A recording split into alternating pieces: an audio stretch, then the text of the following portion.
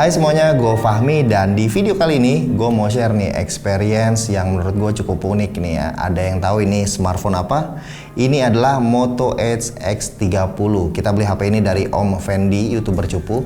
Ini versi Cina karena sampai sekarang HP-nya baru dijual di Cina aja. Kenapa gue bilang HP ini unik? Karena ini adalah salah satu smartphone dengan Snapdragon 8 Gen 1 pertama di dunia. Ekspektasi yang beli HP ini pasti sangat tinggi banget, yang mana setelah kami coba langsung, ternyata Moto X30 ini boleh dibilang smartphone yang nggak jelas nih arahnya mau kemana.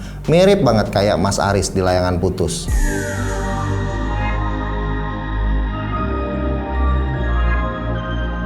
Yang pakai Snapdragon 8 Gen 1 logikanya adalah smartphone flagship, tapi Moto X30 ini malah lebih cocok disebut flagship jadi-jadian. Karena memang nggak jelas nih arahnya kemana, apakah ini flagship, apa justru mid-range.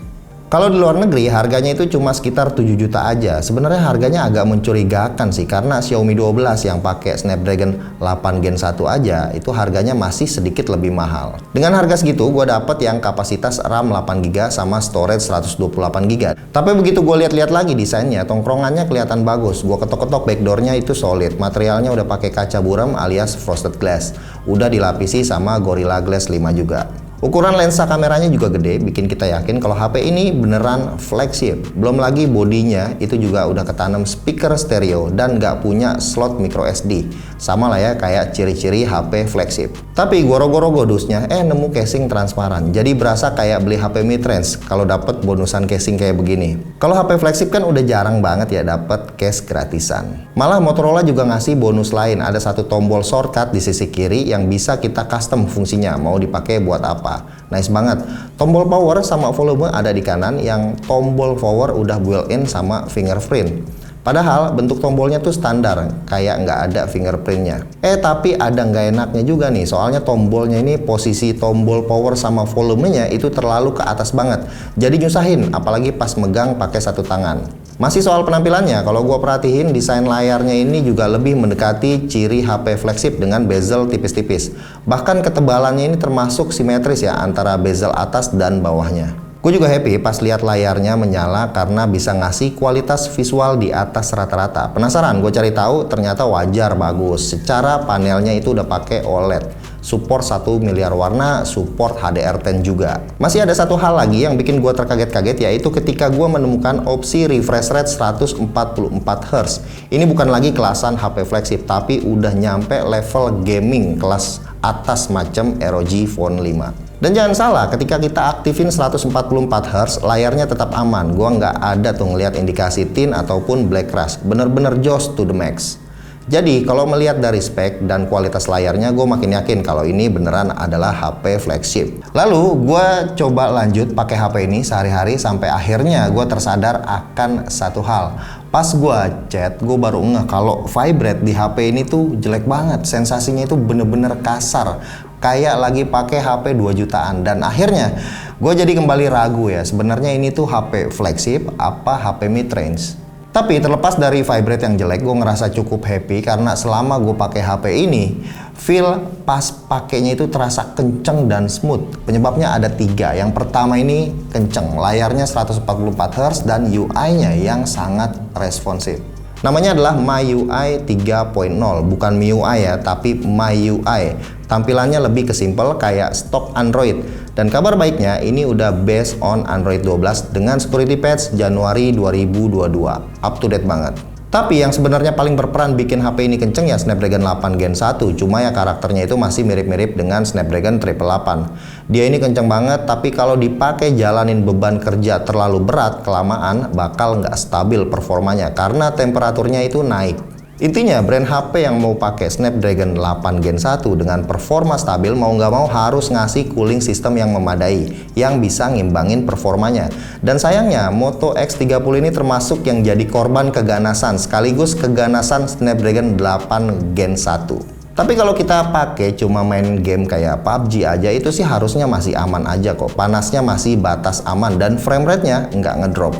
Nah sekarang soal kamera, ini yang juga bikin gue bingung. Dia punya 3 lensa di belakang, yang 2 resolusinya tuh tinggi, meyakinkan. Tapi yang satu lagi jomplang banget, gimmick. Yang akhirnya gue bingung kameranya ini masuk ke flagship juga atau mid range. Karena sejatinya dengan menggunakan chip kelas atas, harusnya interface kameranya itu harus dibuat senyaman mungkin. Nah ini kacau banget, perpindahan lensa di viewfinder itu nge-lag banget kayak HP entry level yang chipsetnya tuh nggak kuat buat preview. Hasil foto-fotonya juga tergolong biasa aja, nggak ada spesialnya, tetap lumayan sih kalau buat foto-foto.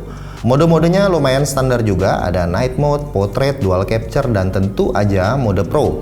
Mode Pro kamera utama punya speed up to 32 detik dengan ISO 3200. Sementara ultrawide-nya punya speed yang sama 32 detik dengan ISO 3200 juga.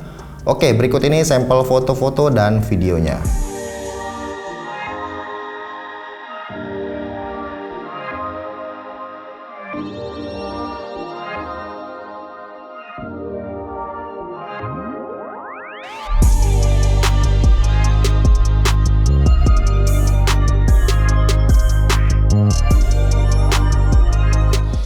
Perekaman video menggunakan kamera utama dari Moto HX30.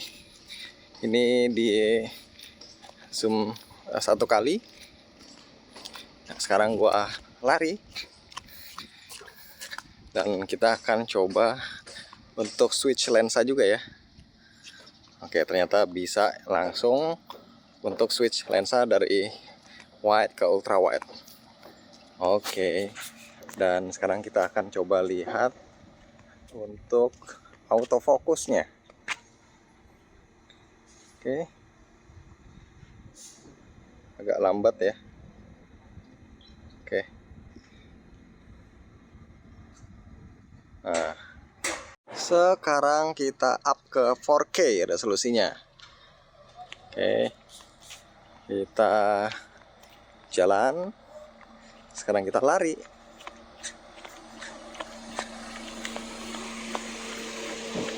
Oke. Nah, yang terakhir ini naik lagi resolusinya jadi 8K, 8K. Sebenarnya gokil juga ya, karena flagship saat ini belum banyak yang bisa 8K, dan kalaupun bisa biasanya kualitasnya kurang oke. Tapi di sini kalian bisa lihat sendiri ya. Kalau dari viewfinder sih sebenarnya nggak terlalu smooth. Oke. Kesimpulannya, Moto X30 ini adalah smartphone dengan Snapdragon 8 Gen 1 murah meriah yang kita bisa beli saat ini walaupun tidak secara resmi. Dengan harga cuma 7 juta, selain chipsetnya kenceng, HP ini juga punya tampang yang relatif keren dan kualitas layar kelas atas. Cuma memang yang bikin gua nambah bingung beberapa aspek di HP ini tuh nggak berasa flagshipnya. Misalnya vibrate-nya yang hancur, kapasitas storage mentok di 256 GB, serta kualitas dan experience kameranya itu yang kurang nyaman.